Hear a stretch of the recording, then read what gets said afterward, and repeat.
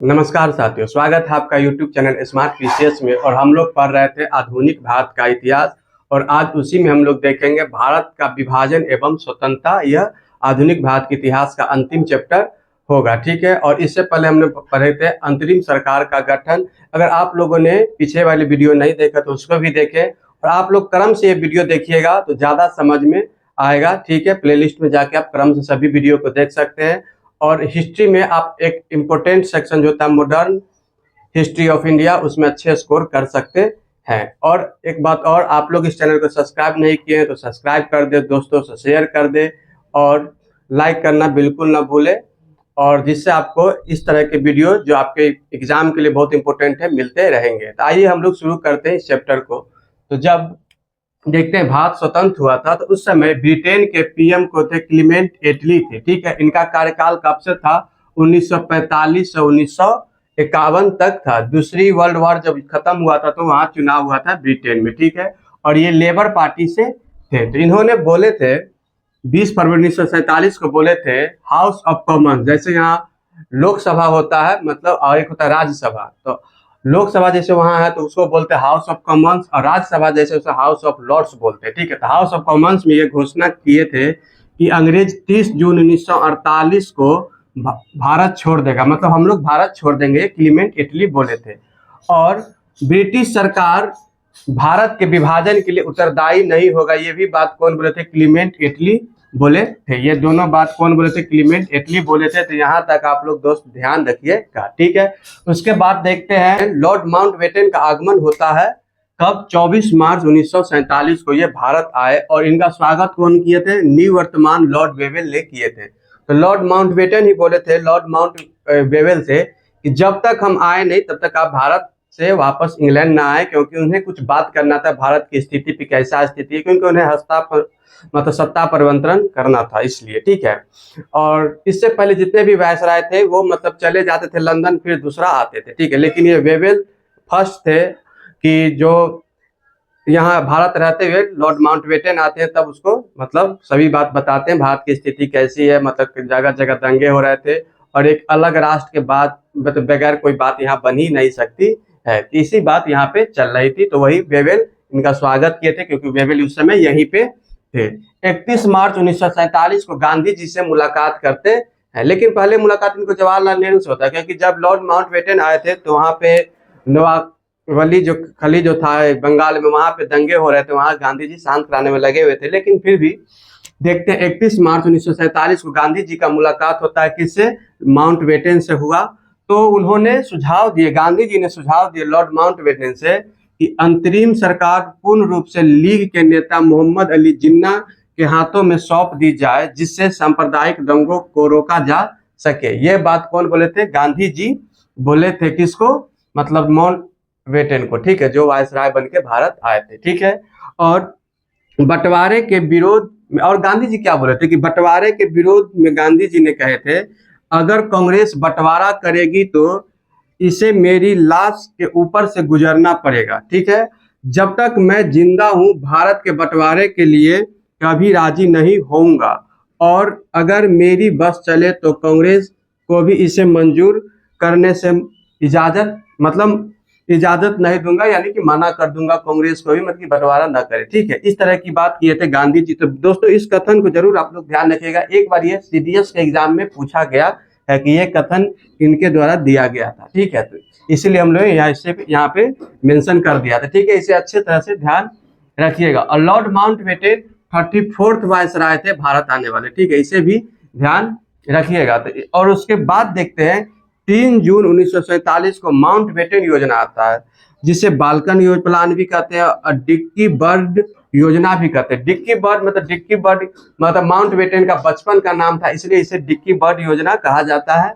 ये यूपीएससी में एक बार प्रीवियस ईयर में ये क्वेश्चन है कि डिक्की बर्ड योजना क्या है, और ऑप्शन दे दिया गया था। तो ये माउंटबेटन योजना का ही दूसरा नाम है डिक्की बर्ड योजना। तो इस तरह से आप लोग इसे जरूर ध्यान रखिएगा। माउंटबेटन योजना तो 3 जून 1947 को आया था। दोस्तों आप लोग ये डेट जरूर याद रखिएगा, क्योंकि एग्जाम में डायरेक्ट डेट पूछ लिया जाता है, ठीक है। तो 3 जून 1947 को क्या आया था? माउंटबेटन योजना आया था, जिसे हम लोग बाल्कन प्लान भी कहते हैं, ठीक है। तो ये किसके दिमाग की उपज थी? तो ये माउंटबेटन की दिमाग की उपज थी, ठीक है। और यह भारत के विभाजन और दो राष्ट्र सिद्धांत पर आधारित था। भारत का विभाजन और दो राष्ट्र सिद्धांत पे आधारित था। जब माउंटबेटन भारत आ रहे थे तो उस समय मतलब इन्होंने कुछ विशेष अधिकार मांगा वहां के संसद से। बोला कि जब हम भारत जाएंगे, कोई निर्णय करेंगे तो उसमें मतलब संसद का, ब्रिटिश संसद का कोई हस्तक्षेप नहीं होना चाहिए कि तुमने ये निर्णय क्यों लिया, क्योंकि यहाँ एक सत्ता परिवर्तन करने आ रहे थे, मतलब हस्तांतरण करने आ रहे थे। जो अंग्रेज के पास था वो यहाँ आ रहे थे और भारत का विभाजन पे इनका प्लान भी आधारित था। और अपने विपक्षी, जो वहाँ का विपक्षी नेता था चर्चिल था, उसको भी अपने सहमत कर लिया था अपने बातों से। कौन? माउंटबेटन। और यहाँ आए थे, उनको पूरा पावर था, कुछ भी करे मतलब ब्रिटिश संसद इसमें हस्तक्षेप नहीं करेगी, ठीक है। उसके बाद देखते हैं कि यही माउंटबेटन योजना आता है। भारत का विभाजन और दो राष्ट्र सिद्धांत पर ये आधारित था, ठीक है। उसके बाद देखते हैं कि 14 जून 1943 को कांग्रेस महासमिति की दिल्ली में भारत के विभाजन का प्रस्ताव स्वीकृत किया जाता है। मतलब कांग्रेस के द्वारा भी कब? 14 जून 1947 को कांग्रेस के महासमिति द्वारा मतलब भारत के विभाजन का प्रस्ताव स्वीकृत किया जाता है। जिस समय कांग्रेस के अध्यक्ष कौन थे? जेबी कृपलानी। और नवंबर 1947 में इन्होंने इस्तीफा दे दिए थे, ठीक है। ये भी ध्यान रखिएगा। लेकिन इस समय कौन थे? तो इस समय थे जेबी कृपलानी अध्यक्ष। और गोविंद बल्लभ पंत विभाजन का प्रस्ताव पारित किए थे। तो इस नाम को जरूर ध्यान रखिएगा दोस्तों कि कौन किए थे। तो गोविंद बल्लभ पंत विभाजन का प्रस्ताव पारित किए थे। और इनका समर्थन कौन कौन किया था? तो मौलाना अबुल कलाम आजाद, ठीक है, और गांधी जी, नेहरू, सरदार पटेल। गांधी जी पहले मतलब इसके खिलाफ थे भारत के विभाजन के, लेकिन इन लोगों ने इसे मना लिए थे। मतलब सरदार पटेल, नेहरू, ये सभी लोग इन्हें मना लिए थे। बाद में गांधी जी भी राजी हो गए, क्योंकि इस समय ऐसी हालात बन चुकी थी कि विभाजन ही एक मतलब इसका सॉल्यूशन था। तो गांधी जी को भी बाद में मना लिया गया था। तो गांधी जी भी समर्थन किए थे। और मतलब विभाजन के विरोध में कौन वोट किए थे? तो वो थे खान अब्दुल गफ्फार खान, जिसे सीमांत गांधी कहा जाता है। और लाल कुर्ती आंदोलन भी ये चलाए थे, ठीक है दोस्तों। उसके बाद डॉक्टर किचलू, पुरुषोत्तम दास टंडन, मोहम्मद हफीजुर्रहमान ने, इन्होंने मतलब विभाजन के विरोध में मत दिए थे। इस डेट को जरूर मतलब इस नाम को जरूर याद रखिएगा और इन डेटों को जरूर मतलब ध्यान रखिएगा कि डायरेक्ट डेट पूछ लिया जाता है। बहुत इंपॉर्टेंट चैप्टर हम लोग अभी देख रहे हैं। भारत और पाकिस्तान का सीमा निर्धारण 30 जून 1947 को होता है। इस डेट को जरूर दोस्त याद रखिएगा, ठीक है।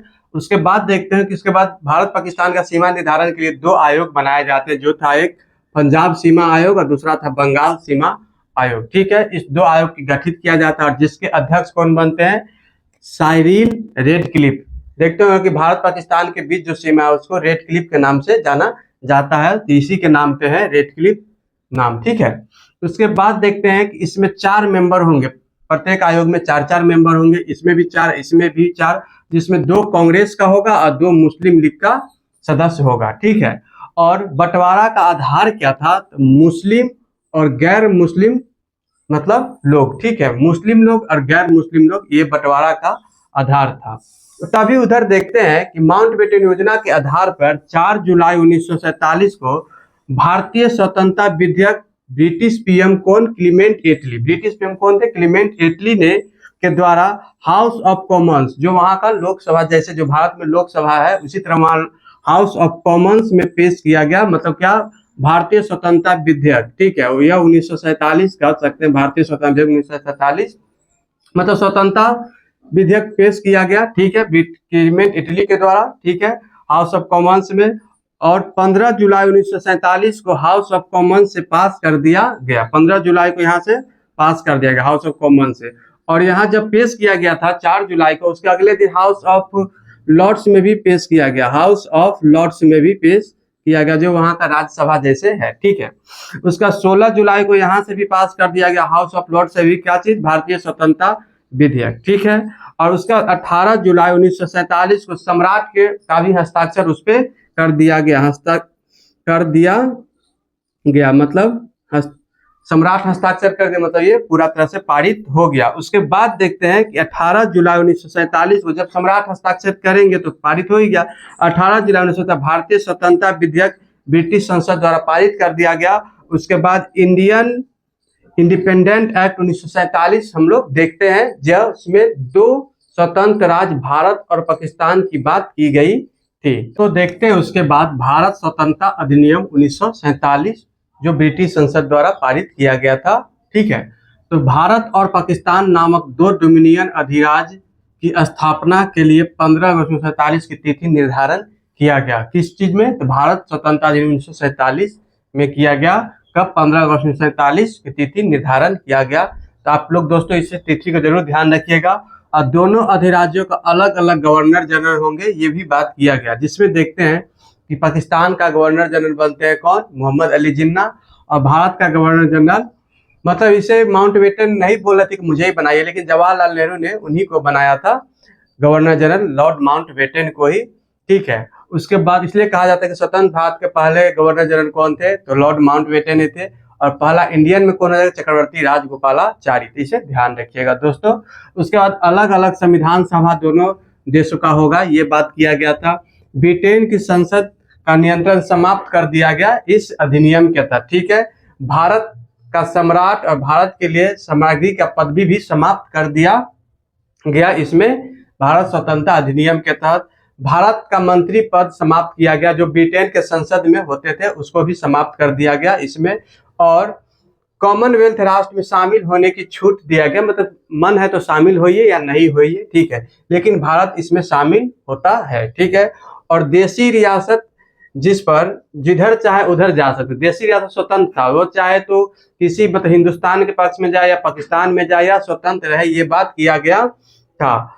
ठीक है, और भारत का जो विभाजन हुआ था हिंदुस्तान पाकिस्तान जो आयोग बने थे, ये इसी के तहत बने थे, भारत स्वतंत्रता अधिनियम के तहत। इसे ध्यान रखिएगा दोस्तों। उसके बाद देखते हैं कि नियत दिन 14-15 अगस्त 1947, इसे बहुत अच्छे से ध्यान रखिएगा, अंतरिम संसद के रूप में सत्ता ग्रहण की गई। ठीक है, 14 अगस्त की मध्य रात्रि, 14 अगस्त में भारतीय संघ की संविधान सभा की बैठक हुई। भारतीय संघ की संविधान सभा की बैठक हुई और स्वतंत्रता के अवसर पर संविधान सभा के सदस्यों के बीच जवाहरलाल नेहरू प्रभावशाली भाषण दिए। ठीक है, 14 अगस्त की मध्य रात्रि में संविधान सभा की बैठक हुई और उसी बैठक के मध्य क्या किए? जवाहरलाल नेहरू भाषण दे रहे थे, बहुत प्रभावशाली भाषण दे रहे थे। और 15 अगस्त 1947 की मध्य रात्रि केंद्रीय असेंबली में जनगण मन गाया गया और मोहम्मद इकबाल जो गीत गाए थे, सारे जहां से अच्छा, मोहम्मद इकबाल का यह गीत था, सारे जहां से अच्छा हिंदुस्तान हमारा, यह एम.एस. सुब्बालक्ष्मी ने गाया था। इसे जरूर ध्यान रखिएगा, इस सभी तथ्यों को दोस्तों बहुत इंपॉर्टेंट है। ठीक है, और इसके बाद देखते हैं कि जवाहरलाल नेहरू प्रधानमंत्री बनते हैं। ठीक है, और इसको शपथ कौन दिलाते हैं? शपथ दिलाते कौन? यही लॉर्ड माउंटबेटन, जो पहले वायसराय भी बनते स्वतंत्र भारत के, लॉर्ड माउंटबेटन, ये इन्हें शपथ दिलाते हैं। और उसके बाद इंडियन में कौन? चक्रवर्ती राजगोपालाचारी, राजगोपालाचारी हो जाएंगे फर्स्ट इंडियन। ठीक है, और उसके बाद लॉ मंत्री बनते भीमराव अंबेडकर महात्मा गांधी की सलाह पे। हम लोग इस मंत्रिमंडल को देखेंगे स्वतंत्रता के बाद वाले मंत्रिमंडल को पॉलिटी में बहुत अच्छे से। ठीक है दोस्तों, जैसे खाद्य एवं कृषि मंत्री बने थे कौन? तो बने थे राजेंद्र प्रसाद। ठीक है, इसे हम लोग देखेंगे। ठीक है दोस्तों, इसके बाद देखते हैं आर कोपलैंड ने स्पष्ट शब्दों में लिखा था, भारतीय राष्ट्रवाद तो अंग्रेजी राज की संतति थी। ये कौन बोले हैं? आर कोपलैंड ने स्पष्ट शब्दों में लिखा था। ठीक है, और के.एम. पनिकर ने कहा था, ब्रिटिश शासन की सबसे अधिक महत्वपूर्ण उपलब्धि भारत का एकीकरण था। ठीक है, तो इसे भी ध्यान रखिएगा दोस्तों, ये कथन डायरेक्ट एग्जाम में पूछा जाता है। ठीक है, और देखते हैं कि माउंटबेटन योजना और भारत शासन अधिनियम 1947 में भी कहा गया था, भारत स्वतंत्रता अधिनियम 1947 में भी कहा गया था, देशी रियासतें स्वतंत्र है, या तो स्वतंत्र रहे, या ये हो सके तो पाकिस्तान में मिले, या हो सके तो हिंदुस्तान में मिले। ठीक है, तो उसमें देखते हैं कि कश्मीर, जूनागढ़ और हैदराबाद किसी में नहीं मिले थे, तो कश्मीर को विलय पत्र पर हस्ताक्षर करा के मिलाया जाता है 1947 में। और उसके बाद देखते हैं कि इसको मिलाया जाता है 1948 में फरवरी में कश्मीर को मिलाया जाता है। उसके बाद जूनागढ़ को मिलाया जाता है जनमत संग्रह पर हस्ताक्षर करा के, और सैन्य कार्यवाही द्वारा हैदराबाद को मिलाया जाता है। तो ध्यान रखिएगा, कश्मीर को मिलाया जाता है, फिर जूनागढ़ को मिलाया जाता है, उसके बाद फिर हैदराबाद को मिलाया जाता है। ठीक है, तो इस तरह से हम लोग देखे थे भारत का विभाजन एंड स्वतंत्रता, इस चैप्टर को देखे। और इस समय सबसे इंपॉर्टेंट ब्रिटिश का पीएम कौन था, तो ये थे जॉर्ज सस्टम। जॉर्ज